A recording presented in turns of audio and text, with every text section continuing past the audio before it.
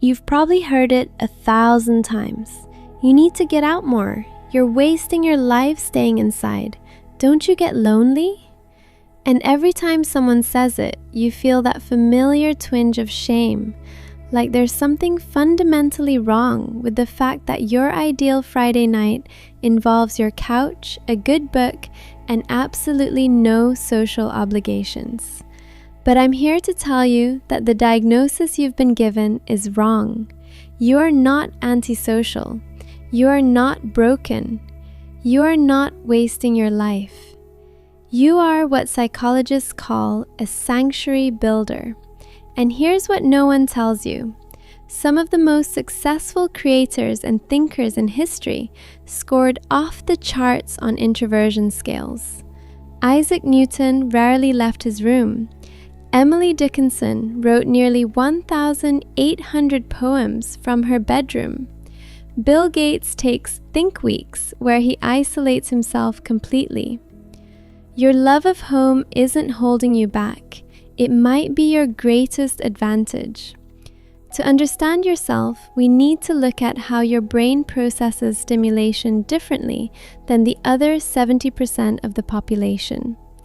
Think of the human nervous system like a battery. Most people's batteries drain slowly in social situations and recharge quickly with external stimulation. But your battery drains rapidly in high stimulation environments and recharges slowly through solitude and familiar spaces. Neuroscience has identified 3 specific differences in your hardware that explain why home feels like oxygen. First, your brain has higher baseline cortical arousal. A psychologist named Hans Eysenck scanned introvert brains and found something remarkable. Even when you're doing nothing, your brain is firing like you're solving a complex puzzle. You're already busy upstairs. When you add social interaction, bright lights, and unpredictable environments on top of that baseline, you hit overstimulation faster than others. That's not weakness. That's your nervous system saying, I'm already processing a lot. I don't have room for more input. Second, your dopamine system works differently. Extroverts need higher levels of external stimulation, novelty, social interaction, risk, to feel that dopamine hit. But your brain is more sensitive to dopamine. You reach satisfaction with less external input. A quiet evening at home, a familiar routine, a solo project. These activities give you enough dopamine without the crash that comes from overstimulation. You're not boring, you're efficient. And third, your prefrontal cortex, the part of your brain responsible for deep thinking, is more active during rest. Your brain thrives in low stimulation environments where it can process, reflect, and create. This is why being home doesn't feel empty to you. Your internal landscape is so rich that solitude feels like freedom, not loneliness. Now, you might be asking, if this makes social situations so draining, why did evolution keep this trait? Because the tribe needed both hunters and philosophers. Picture this. It's 50,000 years ago. The hunting party comes back, celebrating their kill.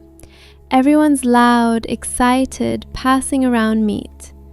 But you're sitting by the fire, watching the flames, and you notice a pattern in how the wood burns.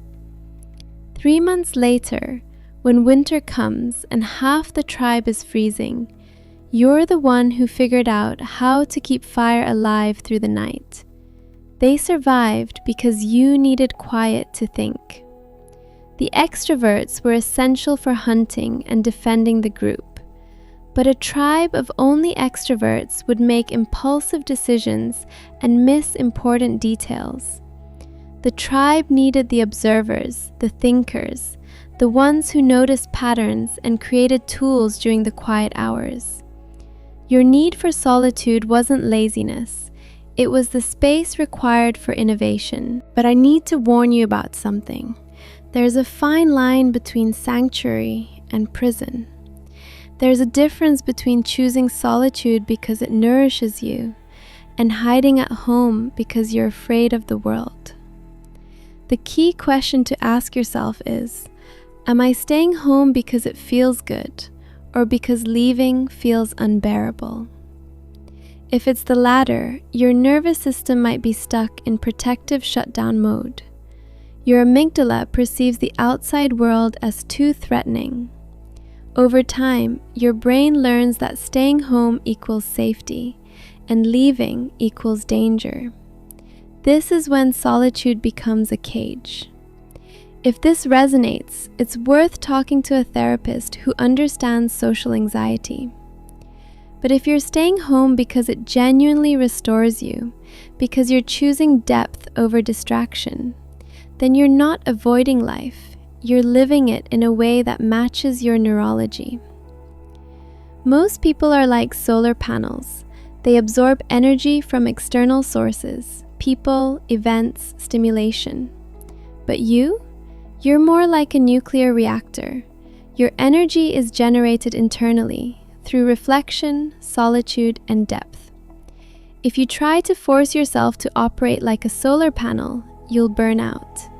You'll feel chronically exhausted, anxious, and depleted. Research in personality shows something powerful called person-environment fit.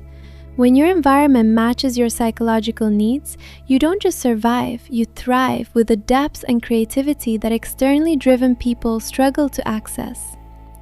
So here's what's actually happening when you choose to stay home. You're engaging in what psychologists call restorative solitude. Your prefrontal cortex is processing the week's interactions, making meaning, consolidating memories.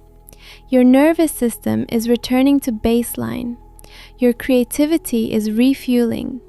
This isn't emptiness, this is maintenance. Here are 3 strategies to honor this wiring. First, reframe your social energy as a finite resource. Track your energy over a week. Notice which interactions drain you fastest and budget accordingly. If you know a work event will drain you to 20%, protect the next day for recovery. This isn't selfishness, this is intelligent energy management. Second, create a restorative niche. A physical space in your home designed for nervous system regulation. Soft lighting, comfortable textures, zero stimulation, no screens, no notifications. When you come home overstimulated, spend 15 minutes there and let your system reset. Third, practice selective socializing. You don't owe the world an extroverted performance. You're allowed to say no to group dinners and yes to coffee with one person. You're allowed to leave parties after an hour. The people who matter will understand that your capacity is different, and your depth makes up for your frequency. Here's the truth society doesn't tell you. There is no moral superiority in being extroverted. Your preference for home, for quiet, for small circles, that's your brain knowing what it needs to function at its best. And when you honor that, you unlock the gifts that come with deep processing. Creativity, insight, meaningful relationships, and inner peace that people constantly seeking external validation will never access. Remember, you're nuclear, not solar. You generate power from within. You weren't meant to be like everyone else. You were meant to be exactly this. Someone who finds richness in stillness, depth in silence, and freedom in solitude. That's not a flaw, that's your design.